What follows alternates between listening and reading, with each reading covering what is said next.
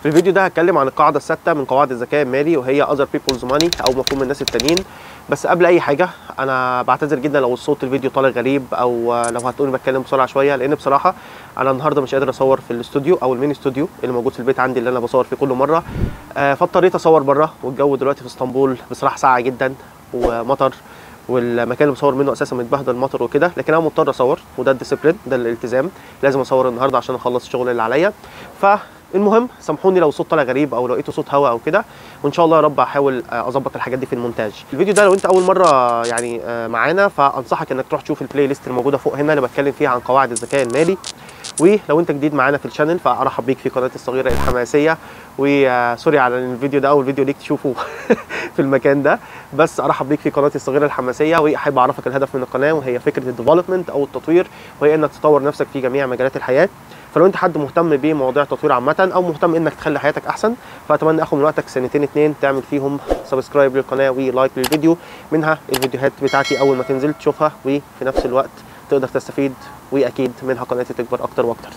وزي كل مره من غير ما نضيع وقت، خلينا على طول نخش في الموضوع.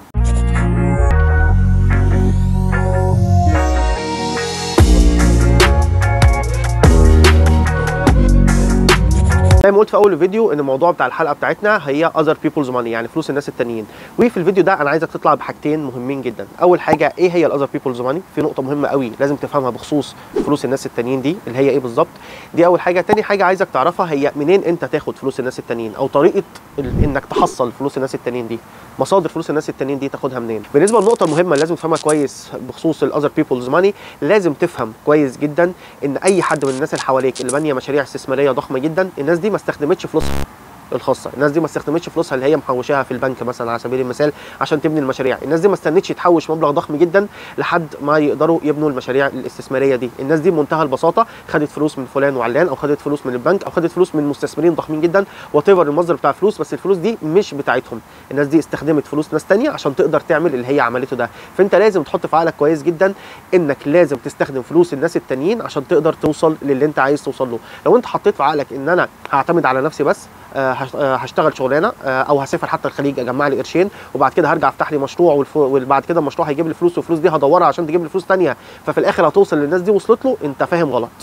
انت لازم تبقى فاهم كويس انك لازم غصب عنك هتضطر انك تستخدم فلوس الناس التانيين عشان توصل للي انت عايز توصل له، او خاطر عشان توصل للناس التانيه اللي هي قدرت توصل له. وتعالى نتكلم بلغه الارقام كده. هتلاقي ناس داخله في مشاريع عادي جدا بتساوي 50 مليون دولار.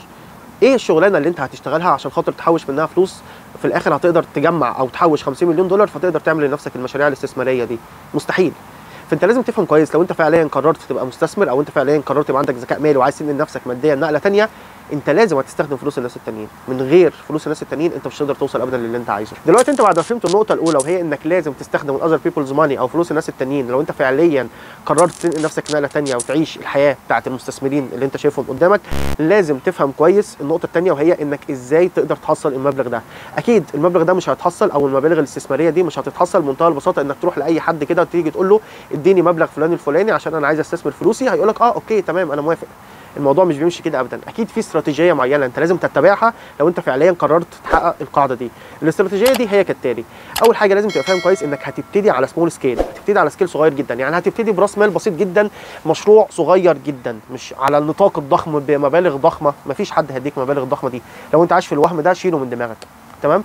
لازم الاول تبتدي على نطاق صغير، فهتروح للجهات اللي انا هقول لك عليها كمان شويه، تستلف منهم، تقول لهم انا عايز مبلغ فلان الفلاني عشان ابتدي مشروع بسيط كذا كذا، فكره المشروع 1 2 3، وانا شايف المشروع مربح عشان 1 2 3 4. تبقى عامل خطه محترمه. الناس ساعتها هتقدر تسلفك لان المبلغ بسيط، هتقدر تحصله من هنا او من هناك. الناس دي لو شافتك ان انت فعليا عرفت تدور فلوس وعرفت فعليا تحقق الربح، دلوقتي انت هتقدر بكل قوه قلب تروح لنفس الناس او تروح لناس ثانيه تقول لهم ان انا عملت مشروع صغير والمشروع ده جاب لي نسبه ربح كذا، وانا عايز فلوس اكتر عشان عايز اكبر المشروع اكتر واكتر، وفي نفس الوقت نسبه ربحكم تزيد اكتر واكتر. ساعتها الناس هتبتدي تسلفك.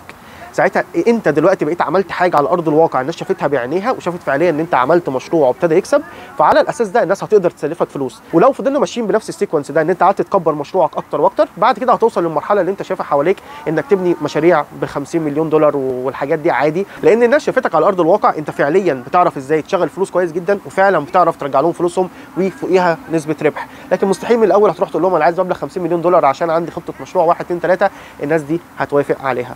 اما بالنسبه للجهات اللي انت هتروح تبتدي منها المشروع الاستثماري بتاعك، هو 3 جهات مالهمش رابع.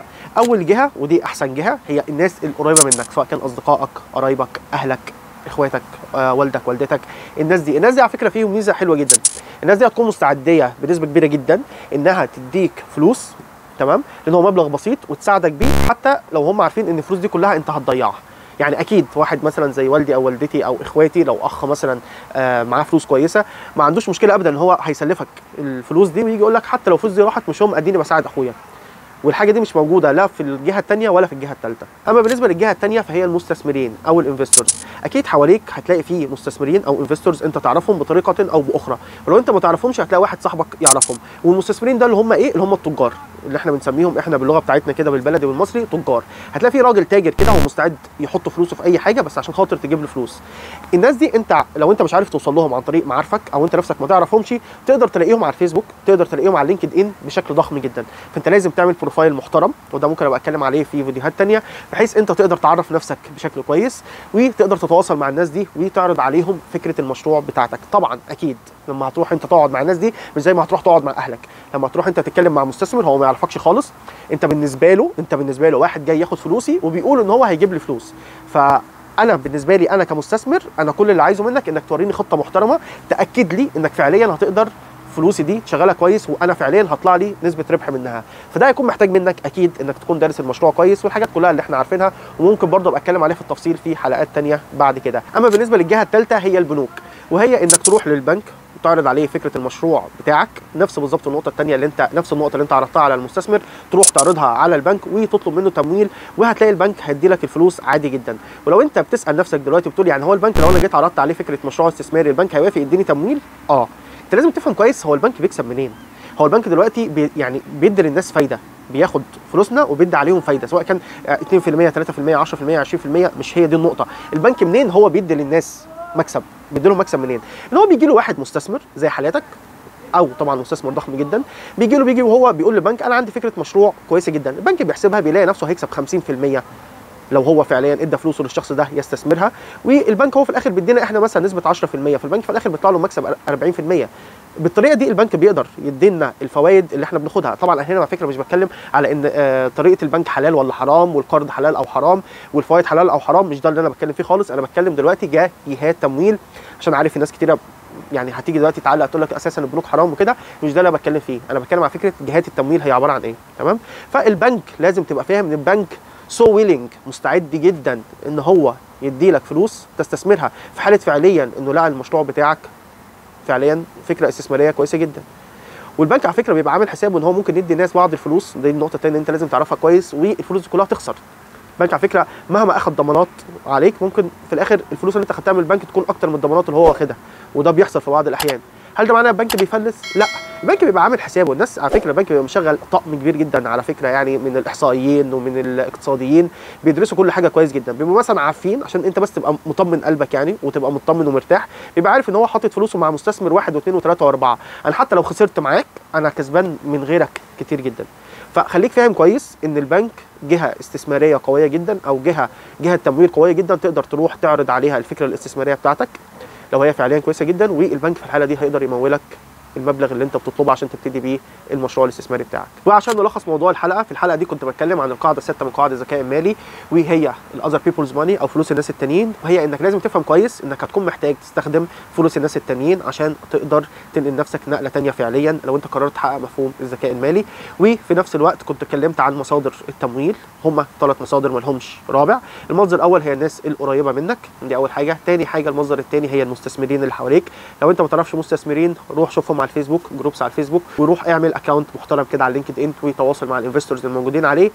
والجهه الثالثه والاخيره هي البنوك، وساعتها انا كنت شرحت ان البنوك لازم تفهم كويس ان البنوك هتكون ويلنج ان هي تدي لك راس مال تبتدي بيه مشروعك لو انت فعليا مشروعك درسه كويس وشايف فعليا ان مشروعك مربح. ان هي البنوك بتكسب منين؟ انا كنت شرحت الموضوع ده. البنك بيكسب بمنتهى البساطه وبيدي للناس الفايده منين؟ بيدي ان هو بياخد الفلوس بتاعتنا بيشغلها بيستثمرها، سواء كان مع نفسه في حاجات هو مشاريع هو اللي بيبنيها تماما، او بيحط فلوسه مع مستثمرين، وفي الاخر البنك بيطلع له بنسبه ربح معينه، ونفترض على سبيل المثال 50%، وفي الاخر بيدي للناس الفايده مثلا بتاعتهم اللي هي 10%، فالبنك في الحاله دي بيطلع بصافي ربح 40%. ففي الاخر لازم تفهم كويس ان البنك مش عايز الفلوس تفضل راكنه عنده في في البنك هو لازم يستثمرها عشان يقدر يدي للناس الفوائد اللي هو قايل لهم عليها. ودلوقتي زي كل مره وصلنا لنهايه الفيديو، لو في اي حاجه مش واضحه بالنسبه لكم اكتبوا لي تحت في الكومنتس، وبشكركم جدا ان انتم كملتوا الفيديو للاخر، وبعتذر لو الصوت مش طالع واضح او صوت فيه هوا، بس بجد انا نفسي تعبان جدا من هنا من الجو ساقع جدا جدا.